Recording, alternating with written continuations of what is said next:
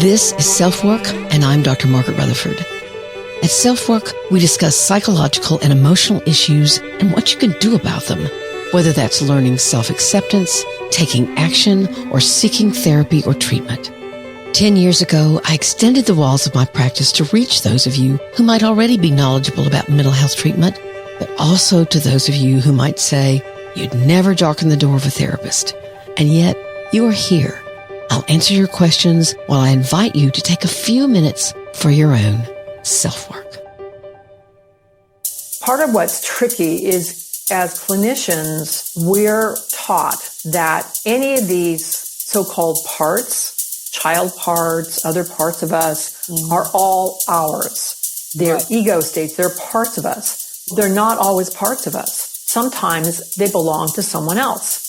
And you don't want to integrate them. You want to release them. Welcome to this week's edition of SelfWork. Today's SelfWork guest is Dr. Laurel Parnell, and here are the facts about her. She's a leading expert on the therapeutic tool eye movement desensitization and reprocessing therapy, which is more widely known as EMDR. While Dr. Parnell has trained thousands of clinicians in EMDR, both nationally and internationally, she's also taught transpersonal psychology at the California Institute of Integral Studies in San Francisco and was core faculty at John F. Kennedy University in the Graduate School for the Study of Human Consciousness. She goes on now to teach at Alliant International University, Omega Institute, the Esalen Institute, the ID Institute in Kassel, Germany, and the New York Open Center. I remember taking one of her trainings when I was thinking of incorporating EMDR into my own practice, and it was transformative for me. My first training in EMDR was really quite boring and rigid, but exciting even then because I could see in myself and others some changes that were occurring, even though we were very new at the technique, and the guy who had taught us didn't teach us very well. But when I saw Dr. Parnell's version of doing EMDR, what she calls attachment-focused EMDR, I could see its power to create lasting healing and change. She has a new book, Releasing What Isn't Yours, in which she shares the extremely moving story of her son's murder and how she managed to use EMDR and spiritual guides to help her understand and release what wasn't hers to carry, at least not for her entire life. She's a powerful healer and teacher, and you can go see her doing her work yourself if you go to her website at Dr. Laurel, Laurel, Parnell, Parnell.com. It's fascinating to watch and learn from her. I was so excited to talk with her that I forgot to hit record at first, which is a completely rookie mistake. She was so good-natured about it. It was a joy and an honor to get to speak personally with her. She's made a huge impact not only with her own clients, but in the therapy world itself. So, before we get started, let's listen to the message from AG1 Next Gen.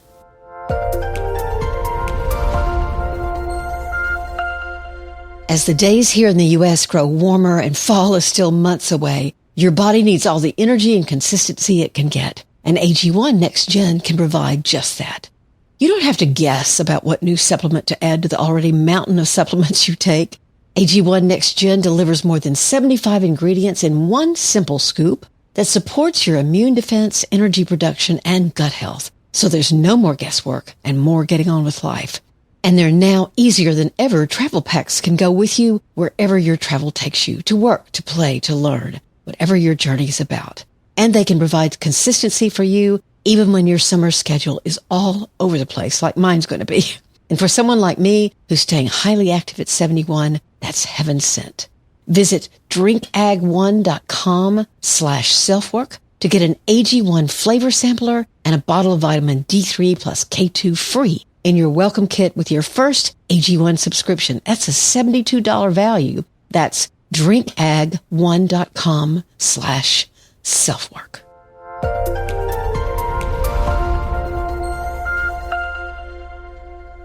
And now, enjoy Dr. Laurel Parnell.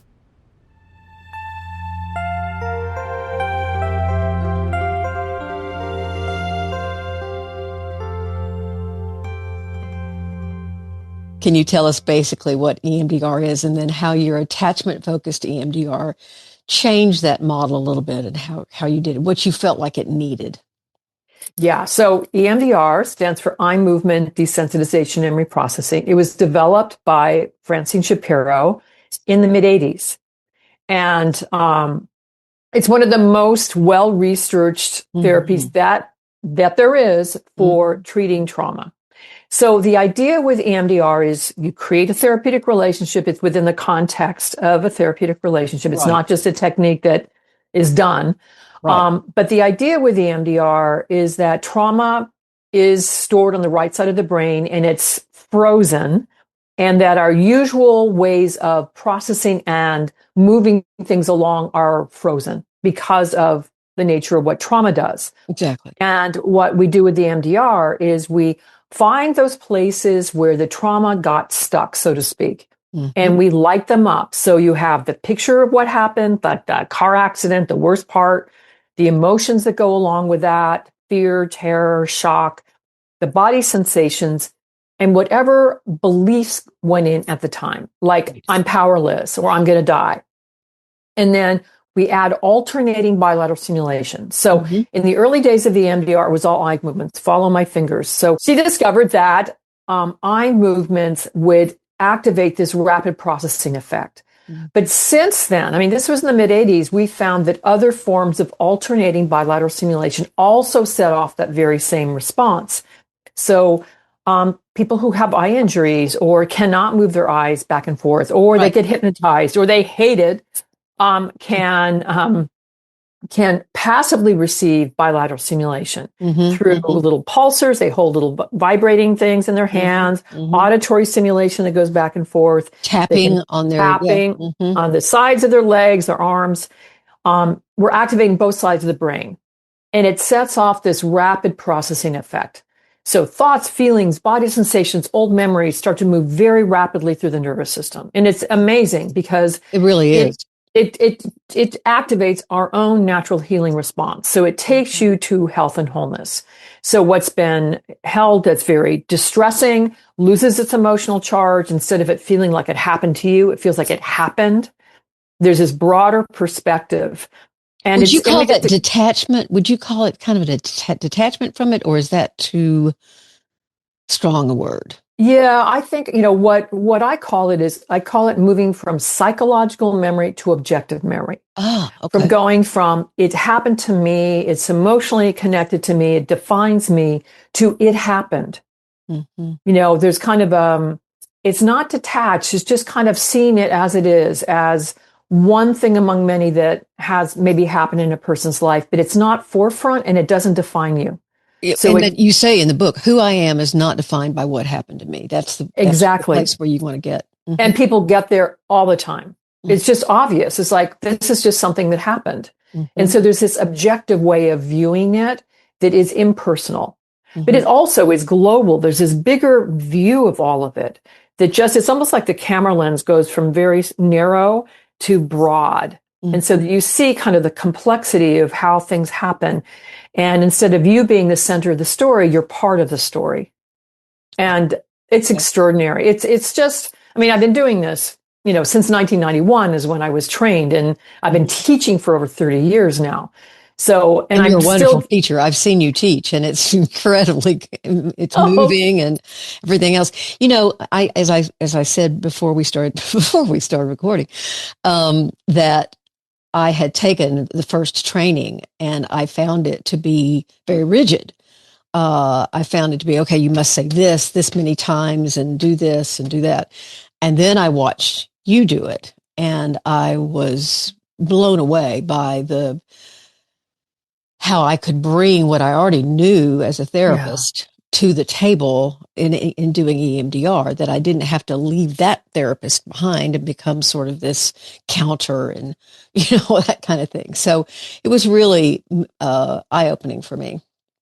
Well, I've been involved with EMDR almost since its inception. So the first training was in 1990. I was trained in 1991. Oh, wow. Yeah. So I became very involved with Francine Shapiro's Institute. I was a facilitator, then a specialty presenter. And then in 1995, I began under EMDR doing my own trainings. So I've watched the evolution of EMDR over time. And what's happened is has become more and more rigid, and dogmatic and technical. And here's what is so concerning to me. That's not how Francine Shapiro taught in the early days. She always says, make it your own.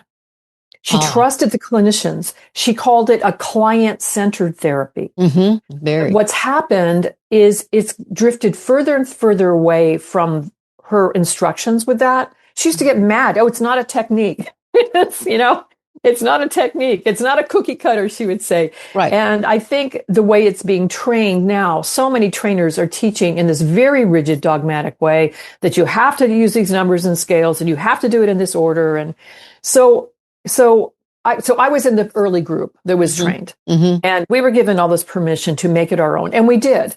And so what I knew, and I've worked with people who've had early childhood traumas all my career. I've also worked with people from all different cultures and backgrounds. So I had that background, and I knew, and also I always worked with people who had child physical and sexual abuse in their backgrounds. So the group of us who were trained early in the San Francisco Bay Area, we met regularly and we shared what we were doing, and we knew right away, we need to adapt this. This is not working for our clients.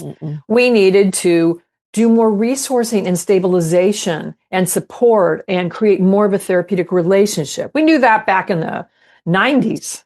Right. One of the things that I've been amused by in some ways is this whole thing about evidence-based therapy, and that I just loved it when you made the point of, it's not, it is the relationship that is so important, and how you develop that relationship, and that's not evidence-based.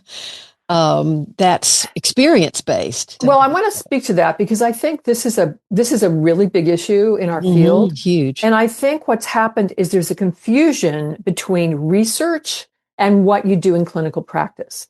So so in order to do research, you have to eliminate anybody who's not going to fit into your group, right? Right. So you're going to eliminate most of the people we see, right? And the research is, it's more often than not single incident trauma. It's not these clients who are very complex, different kinds of backgrounds, all kinds of abuse and trauma in their background. Longer term work, they're not doing research on those folks because they're college students. So you have research that shows this works, but then you have to adapt it. And I think the evolution of what we call attachment focused EMDR came about. It's mostly what I've always been doing anyway, which means that we need to create safety. The therapeutic relationship is super important. We're going to adapt what we do to each individual. So what EMDR does beautifully is it works well on what we call small T and large T traumas. So it works for the really big stuff that leads to PTSD, nightmares, flashbacks, hypervigilance, all that stuff. It worked really well with that. That's where most of the research is. But it also works with what we call small T traumas. The stuff that impacts us in our lives that's not life-threatening, but it's soul-crushing. It's like, you're stupid, you're not good enough, it's humiliations, it's shamings, it's bullying, it's all that kind of stuff that adds up, accumulates, and it creates a self-concept that's narrow and small and not fully who you are. And so those kind of constructs, EMDR is brilliant at working with, but this takes, more skills. It takes more understanding of how to work with that. And then the other thing, so EMDR works really well with these large T and small T traumas, these things that happen that you can find the entry points to process. Sure. But what it's not good at is filling in what you never got. If you never were loved, you never had stability, it's just missing these big gaping holes in development. Feels empty. This is where what I came up with, which we call attachment focused EMDR, developmental repair.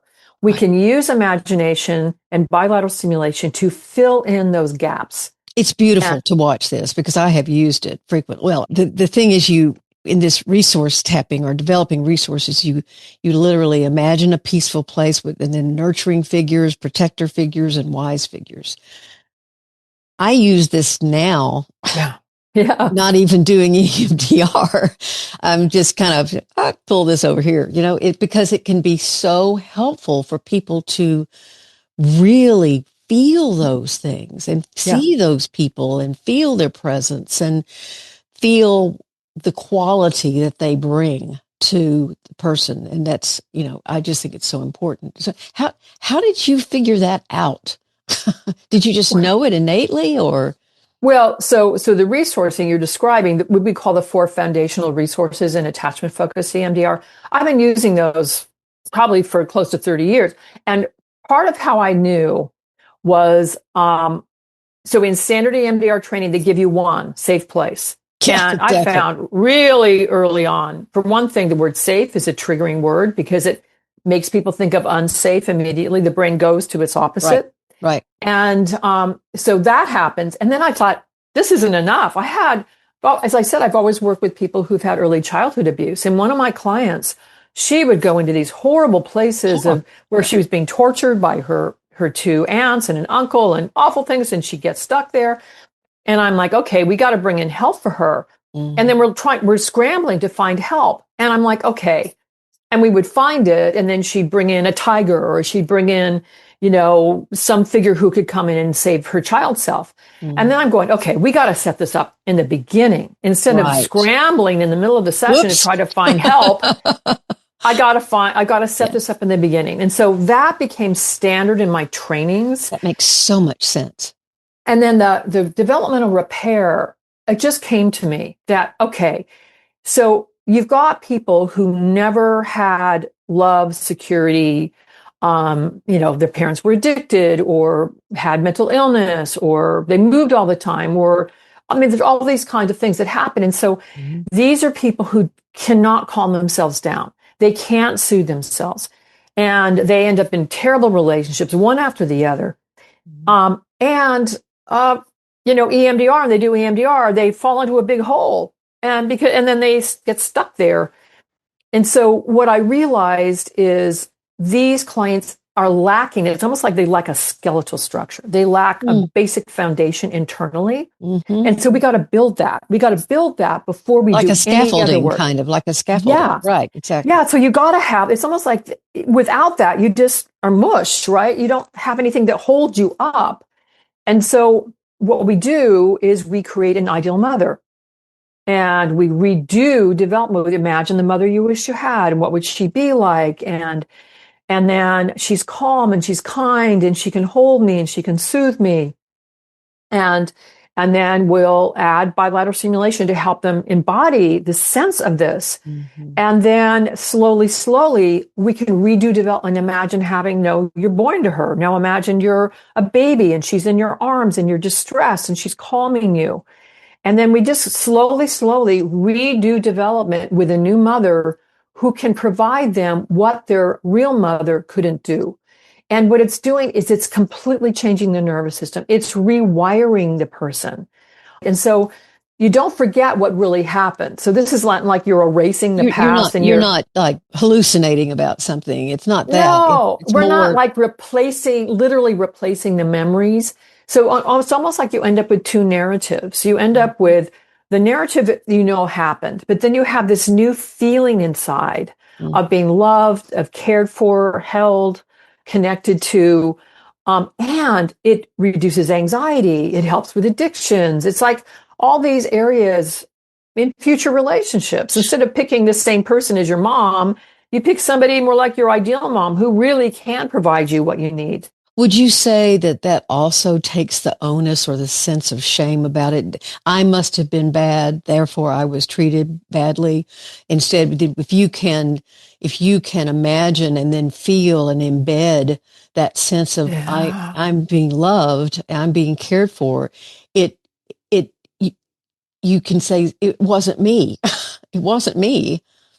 Yeah, I think you're right. And I think automatically almost every child, and I haven't found one adult client yet who was abused or neglected who didn't believe it was their fault. Oh, yeah. It's almost like it's automatic. And it's like, no, all children deserve to be loved. All children deserve to be cared for. And so, helping them connect with what they really need and want And imagine that with bilateral stimulation in a therapeutic relationship that's caring and compassionate and well boundaried, right? Because Yes. you're not in their space doing it for them. Mm-mm. You're facilitating that, and you're maybe offering, well, and what's it like to be in her arms, and how is she looking at you, and what does that feel like? And so you can bring in some of that to help elicit more of that imagination. Right. But they can feel you with them. And that's part of the repair is when the therapist, who's again, well boundaried, you're in your space, they're in theirs, but you're facilitating through your compassion and caring that repair. Right. So let's take a break and we'll be back in just a moment.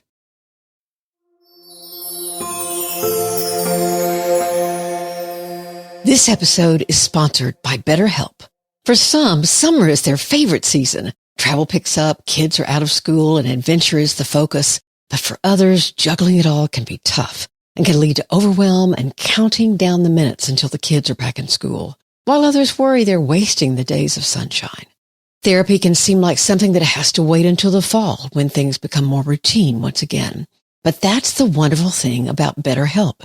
You're not tied down to going to someone's office. You can talk to your therapist while you're driving. You can text as the kids are down for a nap or visiting with grandma and granddad. You can have a virtual session from anywhere that has Wi-Fi. So your own self-care, or as I like to say, your self-work, doesn't have to stop. You don't have to just survive the summer. You can thrive. As added reassurance, BetterHelp therapists work according to a strict code of conduct and are fully licensed in the U.S. You get the freedom of virtual therapy while not sacrificing quality. You don't have to say yes to everything this summer. Find support in therapy. Sign up and get 10% off at BetterHelp.com. That's better, HELP.com.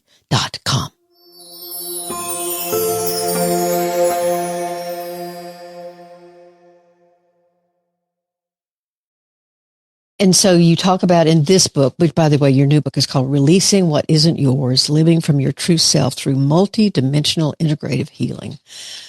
The picture you paint in the book is that when your son tragically died, that you had a grief that you didn't know what to do with. I mean, it was immense. Yeah. And so you began, I guess, searching, or can you tell me about that process? Tell us about that process. Yeah. So, I'm a trauma expert, and what happened was something beyond. What happened was so horrible. It was worse than anything I'd ever experienced as a clinician. I mean, he was murdered, and in a really horrible, extremely horrible way. And not only was it what happened to him, but that my family had to do the investigation to get help from the police. I mean, the whole thing, everything we went through was extreme, like off the charts extreme. And it was in April 2020, in the beginning of COVID. Oh, wow. So we were on total lockdown. Nobody could come over and hug us. Our neighbor was leaving food at our door. Like all the things that help people get through something like this, we had very little access to because of the isolation during that time period. So I have a very strong spiritual background, and all of that came into play. And but I knew I needed to get help spiritually because of how he was killed and the kind of dreams I was having. So the dreams were of needing to get help for him, that there was a way in which he wasn't okay. And there was also a part of him that was fine and was happy because his ex-girlfriend was channeling him. And it was like, maybe you said that. She was getting all this information. He was ecstatic. He was happy. He was in a great place. It was, and yet there was another aspect that wasn't okay. And that was, as a mother, our job is to take care of our kids. Yeah. And that just continues. And so I knew I needed to. There were so many things that happened that were like blessings all along the way. And so along with the awfulness of all of it, there was also all these amazing, wonderful things that were happening. Mhm. And so because I knew, Can you share what those were? Or at least maybe one. ooh, oh gosh, our detective, our homicide detective was a African American lesbian Buddhist. Oh, all right. There you go. No, she was so cool and so lovely. So she could, we could connect spiritually in a way. Mm-hmm. The woman who cleaned my son's apartment, there's this horrible thing where there are companies that clean, was another full-bodied, hearted former social worker, full of heart and spirituality, who told me his energy, the energy was really good there. She burnt sage in the space. Yes. She was just full of love and positivity. It was like, wow. You needed these people. I mean, You it was can't meant to even make be this that, up. right. No. Getting this, I put the word out that I needed spiritual help in a way that I didn't know to my community. And right away, I found Jean Schneider, who is what we call a spirit worker. Mm-hmm. Now, I have, how would I put it? My spiritual background is very strongly connected to Buddhism Mm-hmm. and non-dual spirituality. And I've had a meditation practice all my life, Right. all my life, and long time, very intensive practice. So all of that was there.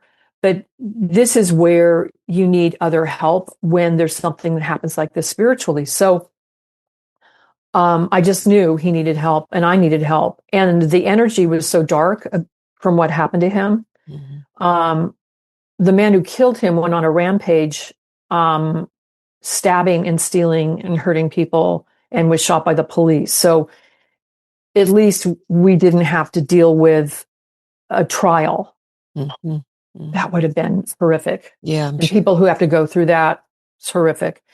So anyway, I knew I needed to get help for him and for myself. I needed to clear the dark energies. I didn't want any of that in my family.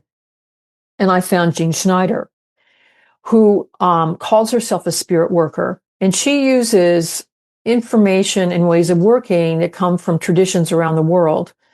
She's like an enlightened being. She is, there's no ego. She's so in alignment with how I work in terms of empowering the person you're working with and not taking the power. Yeah.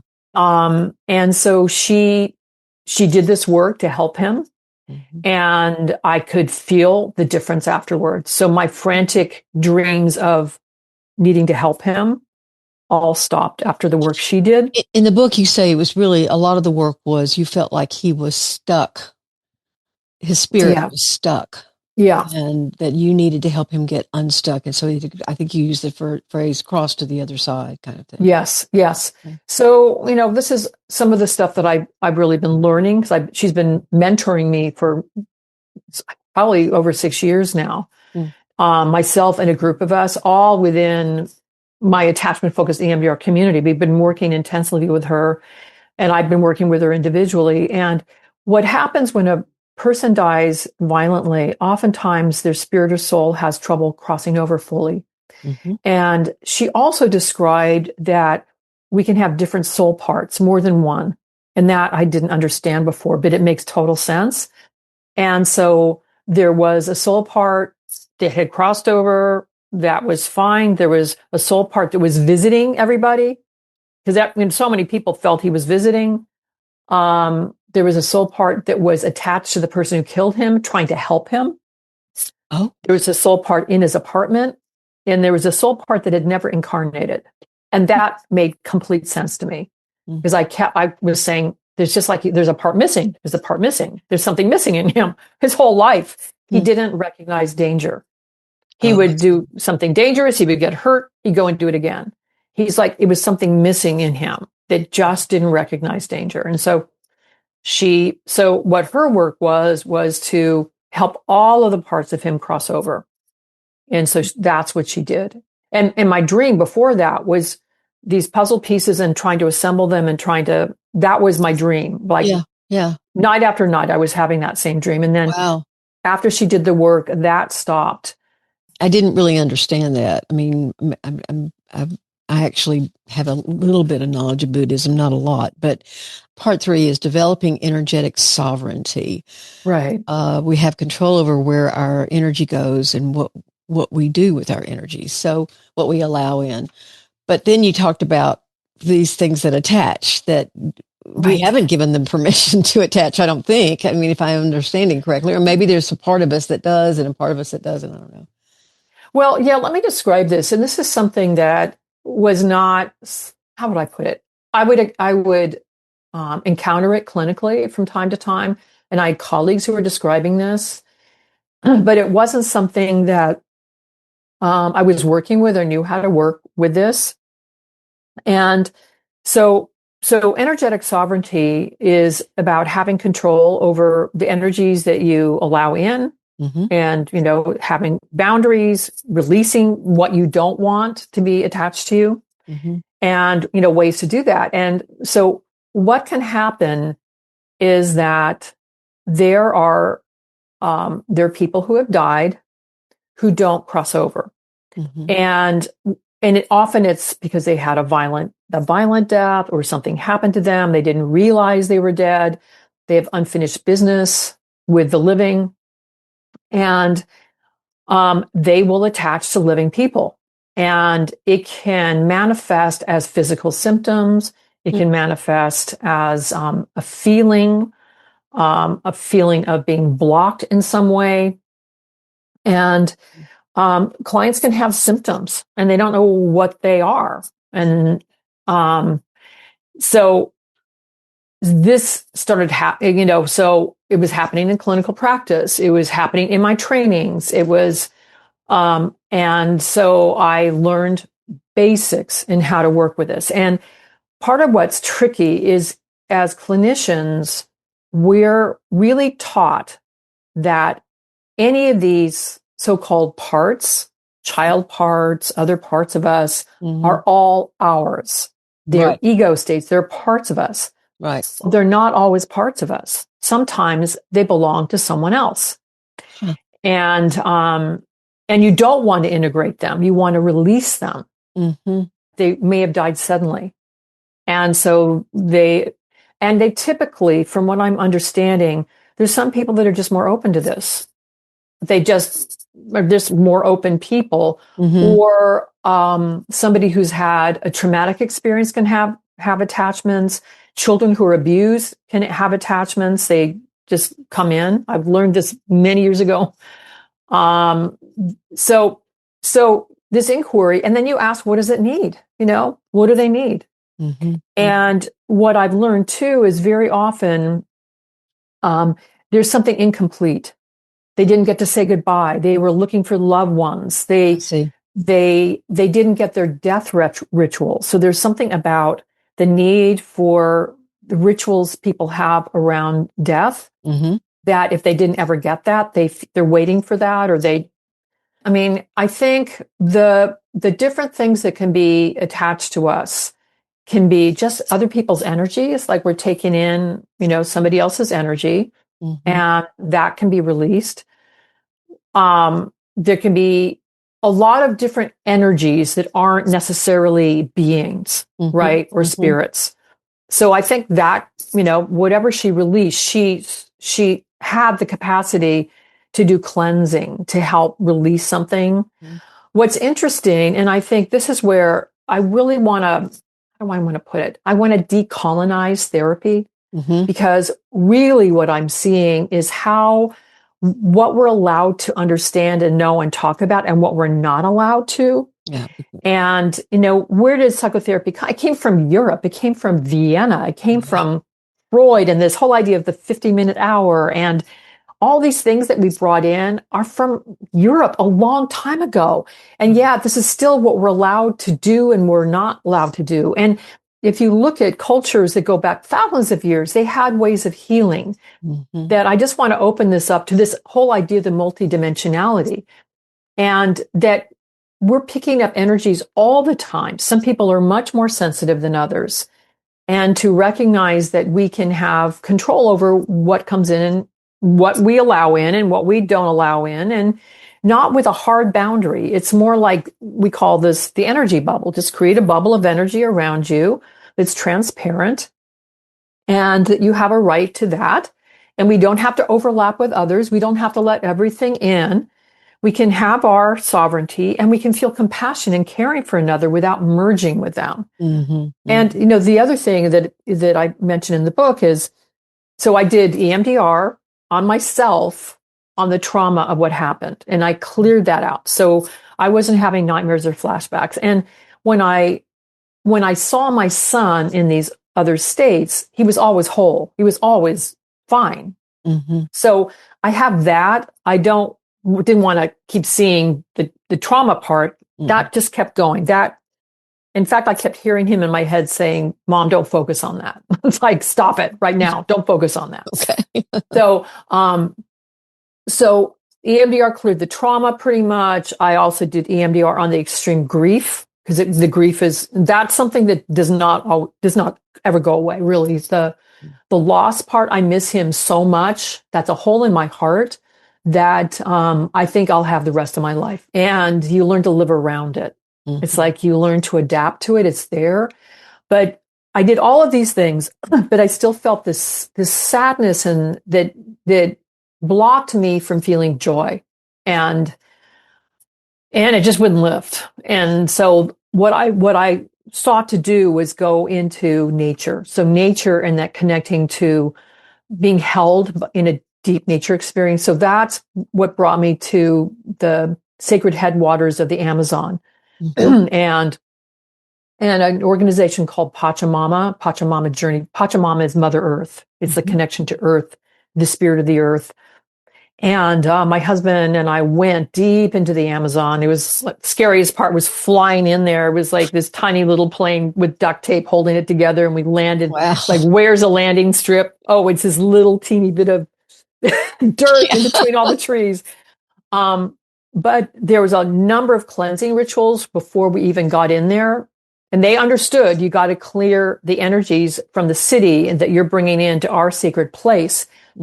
And but there I met this amazing, beautiful, loving shaman. And I was not going there to look for him at all. I didn't even know who he was.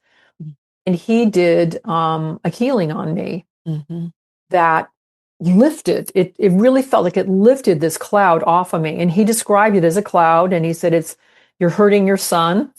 And of course, I didn't want to hurt my son, but it was just there. So he lifted it off. It became rain, and it rained into the earth and nourished the earth. And after that, I felt that lift where I couldn't feel joy. I could see people. I could remember being happy, but I couldn't feel it. After that, I could feel joy again. But I will say the sadness is like, that's that hole, a piece of me left. I don't think it's coming back. I have a friend whose daughters died about 10 years ago. She says it does get better, but they're just missing. And that's the word, missing. There's a missing piece. And I think as a mother, it's just the truth of it. They're part of you. They're part of you. But you can continue to live forward, and you can find meaning in your life. And all of that is true. And I feel like this book is an expression of something good that could come out of something so bad. And that's creating, it's something. Well, you describe what, there's so much here. I mean, we could talk for a whole nother hour. I do recommend the book. Again, it's called Releasing What Isn't Yours. And for anyone who thinks, well, this is too woo-woo for me, I think that when you read your story, it doesn't feel woo-woo. It feels like a widening, a broadening of the experience's potential. And that, certainly if someone doesn't choose to do it, that's their right to do that. But I think through this book, you're opening some doors and educating people about. There's one more phrase that you use that I don't know enough about Buddhism to know what it means, because one of the people you worked with that you quote has been one of the most helpful to you. Said, we are the Buddha. Mm-hmm. What exactly does that mean? Yeah, what that 5 means seconds or is, less. yeah. So the Buddha is like the enlightened part of you, the Okay. part that's already awake, that's already pure and luminous. Mm-hmm. So it's like instead of looking to somebody outside yourself, Yes. it would be like the Christ within you, Mm-hmm. would be that already is inside. Mm-hmm. So a true teacher is one who will help light that up. It's like in that resonance space where, I mean, I've been blessed to have these beautiful, loving, good teachers. I've never had a bad one. If there's anyone who doesn't have that good heart, I have no interest in them. So Mm-hmm. with that good heart and with them seeing and resonating with that in me, you feel it in yourself. Mm-hmm. And so that's where the whole orientation to this work is not somebody taking the power and telling you. It's about you discovering that within yourself. Mm-hmm. And that's all my teachers are. Look within your own mind. Mm-hmm. Look within your heart. The Buddha resides within you. The Christ is within you. It's like, it's the same message. Mm-hmm. Kingdom of heaven is within, I think, in Christianity, right? Yeah, So it's all inside you. It's not outside. And so this approach really is listening. It's opening your mind.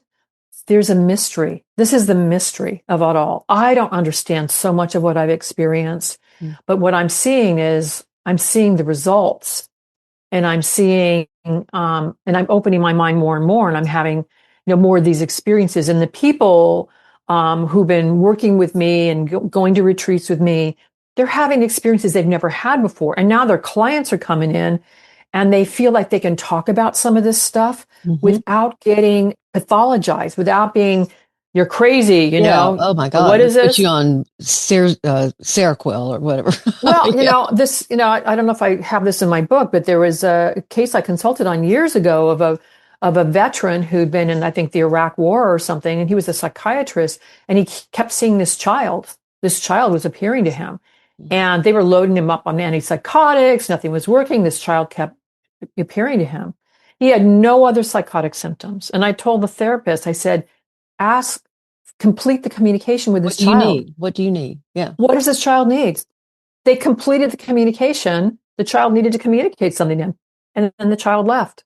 It was one of these beings that had died, needed to communicate something to him before it could cross over. And just the completion of the communication allowed for that to happen. Mm-hmm. So this is where I've known about these. I've recognized these things, but he was going to get loaded up on antipsychotics. That would not have facilitated any of this. So this understanding of what else might be happening, is going to open minds to these things. It's like, I wonder if it could be this. It's fascinating. It really is fascinating and very moving. Your story is very moving to me. So, Laurel, I am very honored that you've been here and so appreciate you sharing. And I think this is a book. It's a very brave book because it's very personal. So thank you for writing it. I've loved reading it. Thank you so much. This makes me feel really good. Well, I so appreciate talking with you. I mean, every word.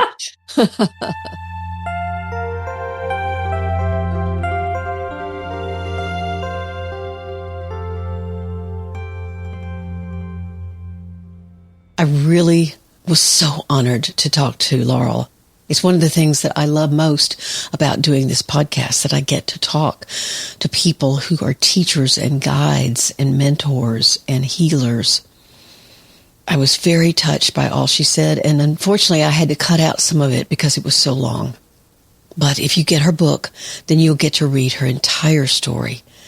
The book is called Releasing What Isn't Yours, Living from Your True Self Through Multidimensional Integrative Healing. As always, I know you have a choice of what you do with your time, and I'm honored you're here at SelfWork. Please take care of yourself, your loved ones, and your community. I'm Dr. Margaret, and this has been SelfWork.